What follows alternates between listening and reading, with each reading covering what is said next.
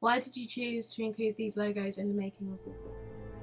Well, professional openings always include their own logos, and I chose to do the logos these way because when I was researching professional logos, they always either in a circle or in their own unique shape. So we followed the stereotype of an opening by putting our logos in there.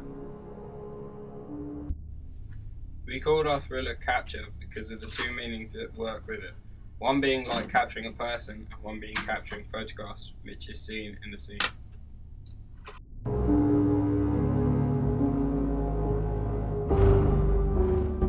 The first figure seen in the thriller is the antagonist. He is shown in the low-key lighting, creating a tense atmosphere, highlighting the film noir convention of a thriller. As the shadow moves across the picture, it adds suspense and conforms to the genre as seen in many thriller films such as Taken.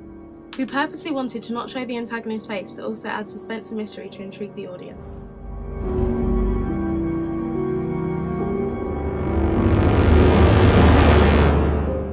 These scenes were dissolved together to show how two scenes are happening at the same time.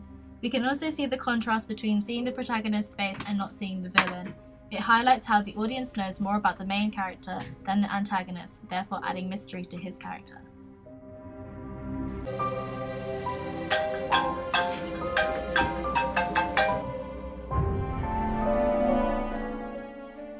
We use an extreme close-up and continue not to show her whole face, as we want to intrigue the audience with the mystery of the characters.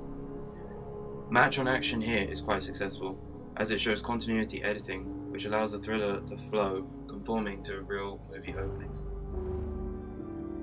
We wanted our music to go along with the climax and anticlimax of the scene to add drama and suspense which conforms to a thriller. The music is very eerie, which creates a mystery.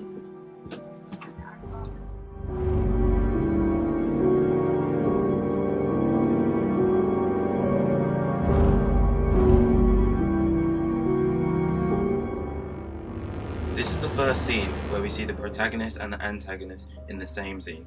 However, there is no actual connection between the two. Or is there? This camera tilts from his lower body to his upper body to conform to the conventions of the genre, creating suspense as the audience does not know what they will see when the camera comes to a stop. From the audience's point of view, we almost feel scared for the protagonist because we know that she is unaware of what is happening. We wanted the audience to dislike the antagonist but also ask questions to who he is and why he is doing this. The audience is positioned to view the main character from the stalker's point of view, raising the idea that she is being watched unknowingly to show that she is the victim. Here we use a variation of visual effects and transitions to create continuity, such as jump cuts in this scene.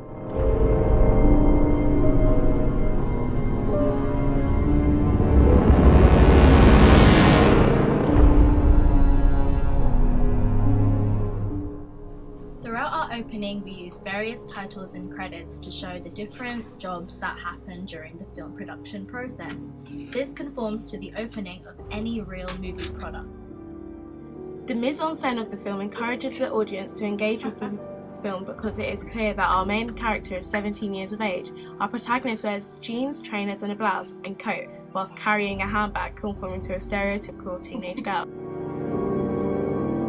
This particular shot was filmed behind a tree to help with the idea of the stalker watching the protagonist. Therefore, the composition of this shot helped create tension. In costume, the protagonist and the antagonist contrast, as the antagonist is wearing a black hoodie, which creates intrigue for the audience. This shot again does not show the antagonist's face, so the audience gets more intrigued and may make them want to watch the rest of the film.